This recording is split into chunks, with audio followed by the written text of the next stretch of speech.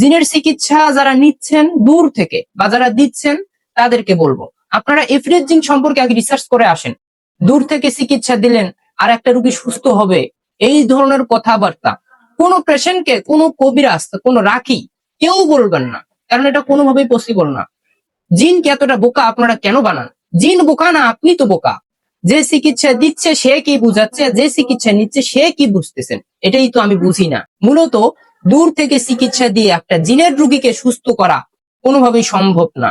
যখন সে দূর থেকে ট্রিটমেন্ট দিবে, ফোনে কিছু আয়াত পড়তেছে, কোরআনের আয়াত পড়তেছে, তাকে ফু দিচ্ছে ফোনে, হয়তো এই আওয়াজটার জন্য শয়তান কিছুক্ষণের জন্য থেমে থাকবে, কিন্তু তার শরীর থেকে আলাদা হবে না।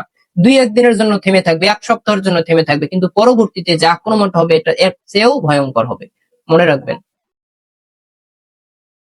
আসসালামু আলাইকুম সম্মানিত ভাই, আপনারা দেখছেন হুসেন মিডিয়া। প্রতিদিনের মতো আজকে একটা বিষয় নিয়ে আপনাদের সামনে উপস্থিত হলাম। তো আজকের বিষয়বস্তু হচ্ছে যে জিনের চিকিৎসা, দূর থেকে জিনের চিকিৎসা করা আসলে কতটুকু কার্যকরী, বা আসলে রেজাল্ট কত পার্সেন্ট আসে, এই বিষয়টা নিয়ে আমি পুরো ভিডিওতে আজকে বিস্তারিত আলোচনা করব ইনশাআল্লাহ।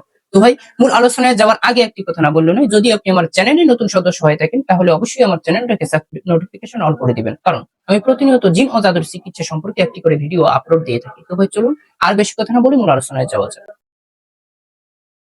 তো ভাই দেখেন, যারা দূর থেকে চিকিৎসা করে, জিনের চিকিৎসা যে সমস্ত মানুষ নেন দূর থেকে, তো আসলে এই চিকিৎসাটা কতটুকু কার্যকরী, কতটুকু মানে গুরুত্বপূর্ণ সহকারে ট্রিটমেন্টটা নিলে আপনি উপকার হবে আপনার, বা আসলে কতটুকু দূর থেকে ট্রিটমেন্ট দিলে আপনি কতটুকু উপকার পাবেন। আমি কিন্তু এখানে একটা কথা বললাম, গুরুত্ব সহকারে ট্রিটমেন্ট, এর মানে কি বুঝায়? আমি এখান থেকে আপনাকে ট্রিটমেন্ট দিলাম, খুবই মনোযোগ দিয়ে, খুবই গুরুত্ব সহকারে ট্রিটমেন্ট দিলাম আপনাকে, মোবাইলের মাধ্যমে চিকিৎসা দিচ্ছি বা অনলাইনে চিকিৎসা দিচ্ছি, এটা আসলে কতটুকু কার্যকরী, কতটুকু গুরুত্বপূর্ণ, এই বিষয়ে হাদিসে এরকম কোনো রেফারেন্স নাই যে দূর থেকে কাউকে চিকিৎসা করা যাবে। রাসূল সাল্লাল্লাহু আলাইহি সাল্লাম কোনো সময় কাউকে চিকিৎসা দেয়নি। অর্থাৎ যে রোগী, যার সমস্যা, যেহেতু আপনার প্রবলেমটা হচ্ছে আপনার জিনের সমস্যা, হলো কি রক্তের সাথে প্রবাহিত হয়। ওই মুসলিমের 2175 নম্বরে আছে, সহিহ বুখারীর 3281 নম্বর হাদিসে আসছে যে জিন মানুষের শরীরে রক্তের মতো প্রবাহিত হতে থাকে। এখন এই যে সমস্যাটা, তো সেক্ষেত্রে ভাই, এখন মনে করেন একটা রুগীকে আপনি ট্রিটমেন্ট দিলেন, এই ট্রিটমেন্টটা দূর থেকে আসলে করলে এটা আপনার জন্য কতটুকু কার্যকরী। আপনি যদি দূর থেকে কারো ট্রিটমেন্ট নেন, জিন এতটা কোন সময়ের জন্য জিনকে এতটা বোকা ভাববেন না, জিন এতটা বোকাও না। কেন? জিন আপনার থেকেও সে মোটামুটি বেশি চালাক কিছু কিছু ক্ষেত্রে, আবার সব ক্ষেত্রে না। কিছু কিছু ক্ষেত্রে আপনার থেকেও সে তুলনামূলক বেশি চালাক, কিছু কিছু ক্ষেত্রে। ইফরিত জিন সম্পর্কে কি আপনারা জানেন? ইফরিত জিনের সম্পর্কে আপনি আগে রিসার্চ করেন। জিনের চিকিৎসা যারা নিচ্ছেন দূর থেকে বা যারা দিচ্ছেন তাদেরকে বলবো, আপনারা ইফরিত জিন সম্পর্কে আগে রিসার্চ করে আসেন। দূর থেকে চিকিৎসা দিলেন আর একটা রোগী সুস্থ হবে, এই ধরনের কথাবার্তা কোনো পেশেন্টকে, কোনো কবিরাজ, কোনো রাখি কেউ বলবেন না, কারণ এটা কোনোভাবেই পসিবল না। জিনকে এতটা বোকা আপনারা কেন বানান? জিন বোকা না, আপনি তো বোকা। জিন বোকা না, বোকা আপনি। যে চিকিৎসা নিচ্ছেন আর যে চিকিৎসা দিচ্ছেন, যে চিকিৎসা দিচ্ছে সে কি বুঝাচ্ছে, যে চিকিৎসা নিচ্ছে সে কি বুঝতেছেন, এটাই তো আমি বুঝি না। মূলত দূর থেকে চিকিৎসা দিয়ে একটা জিনের রোগীকে সুস্থ করা কোনোভাবেই সম্ভব না। শুধু কিছুক্ষণের জন্য, হয়তোবা যখন সে দূর থেকে ট্রিটমেন্ট দিবে, ফোনে কিছু আয়াত পড়তেছে, কোরআনের আয়াত পড়তেছে, তাকে ফু দিচ্ছে ফোনে, হয়তো এই আওয়াজটার জন্য শয়তান কিছুক্ষণের জন্য থেমে থাকবে, কিন্তু তার শরীর থেকে আলাদা হবে না।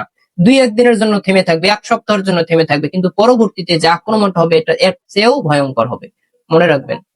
এটা আজকে নতুন করে যে বলছি এমনটা না, এরকম হাজার হাজার রোগী আমি দেখছি, রিপোর্ট আসতেছে। এজন্য আমি চিন্তা করলাম এই বিষয়ে একটা আলোচনা আমাকে করার দরকার, আপনাদেরকে আমার বিষয়টা ক্লিয়ার করা দরকার। কারণ দূর থেকে চিকিৎসা করে জিনের চিকিৎসা কোনোভাবেই তাকে পরিপূর্ণ সুস্থ করা সম্ভব না। কোনো রেফারেন্স নেই, কোনো কবিরাজ, আলোচক বা কোনো রাকি কেউ যদি বলতে পারে, আমি তাকে মনে করব যে আসলে উনি আমার থেকে, উনি অনেক অভিজ্ঞ, আমি ওনাকে ওস্তাদ মানবো। আমার কথাটা মনে রাখবেন। দূর থেকে চিকিৎসা কোনো সময়ের জন্য নিলে এই চিকিৎসাগুলো কার্যকর হয় না, কারণ ব্লাডের সাথে যে জিন মিশে যাবে, নিয়ম হচ্ছে তার ব্লাড থেকে এই জিনটাকে বাহির করা। বুঝেন? কিন্তু জিন প্রবেশ করে শরীর কোন অংশ দিয়ে, শরীরের যে আপনার পুরা শরীরের কোন অংশটা দিয়ে জিন প্রবেশ করতে বেশি পছন্দ করে বা খুব সহজেই মিশে যেতে পারে, শরীরে প্রবেশ করতে পারে, আমি প্রশ্নটা আপনাদেরকে রেখে গেলাম। পরবর্তীতে আবার এই বিষয়টা নিয়ে কথা বলবো, জিন কিভাবে মানুষের শরীরে প্রবেশ করে। অবশ্য পরবর্তীতে অন্য ভিডিওতে আমি এই বিষয় নিয়ে আলোচনা করব যে একটা মানুষের শরীরে কিভাবে জিন প্রবেশ করে, আশা করি যদি আল্লাহ তাআলা বাঁচায় রাখে। তো এখন কথা হলো, দূর থেকে জিনের চিকিৎসা দিয়ে একটা রোগীকে সুস্থ করা সম্ভব না। জিনের সমস্যা থাকে রক্তের সাথে যদি মিশে যায়, তাহলে নিয়ম হচ্ছে ওই রোগীকে সামনে বসাইতে হবে, সামনে বসাইয়া একটা পরিবেশে নিয়ে আসতে হবে। যদি জিনকে হাজির করাইতে হয় হাজির করাতে হবে, তার সাথে সুন্দরভাবে কথাবার্তা বলে তাকে কিছু মানে উপযুক্ত কিছু মাধ্যম যদি দিয়ে তাকে কিছু শায়েস্তা করার প্রয়োজন হয় শয়তানকে, তাহলে করা বৈধতা আছে, জায়েজ আছে, করতে পারবেন। উত্তম মাধ্যম দিয়ে তাকে আপনারা ছেড়ে দিতে পারবেন, তার চিকিৎসাটা আপনি প্রপারলি ওখানে দিতে পারবেন। কিন্তু দূর থেকে এই চিকিৎসা কোনো সময় জন্য কেউ দিতে যাইবেন না, কোনো লাভ নাই, চিকিৎসা হবে না, বেকার সব বিফলে যাবে। পরবর্তীতে ওনাকে আর একজনের শরণাপন্ন হতে হবে, আবার টাকা পয়সা খরচ করো। সেক্ষেত্রে এটা করা আমার মনে হয় এটা করা কোনো সময়ের জন্য ঠিক না। আশা করি আমার কথাগুলো আপনারা বুঝতে পারছেন। কেউ দূর থেকে চিকিৎসা দিবেন না, কেউ দূর থেকে চিকিৎসা নেবেন না। যদি প্রয়োজন পড়ে যে চিকিৎসক, ওনাকে বাসায় ডাকবেন, ডাকি ট্রিটমেন্ট নেবেন। আর যে চিকিৎসা যদি উনি আসতে না পারে, তাহলে আপনারা গিয়ে চিকিৎসা করাবেন, ওখানে গিয়ে সেন্টারে গিয়ে বা ওনার চেম্বারে গিয়ে ট্রিটমেন্টটা নিয়ে আসবেন। তাহলে আমি মনে করি সব থেকে ভালো হবে।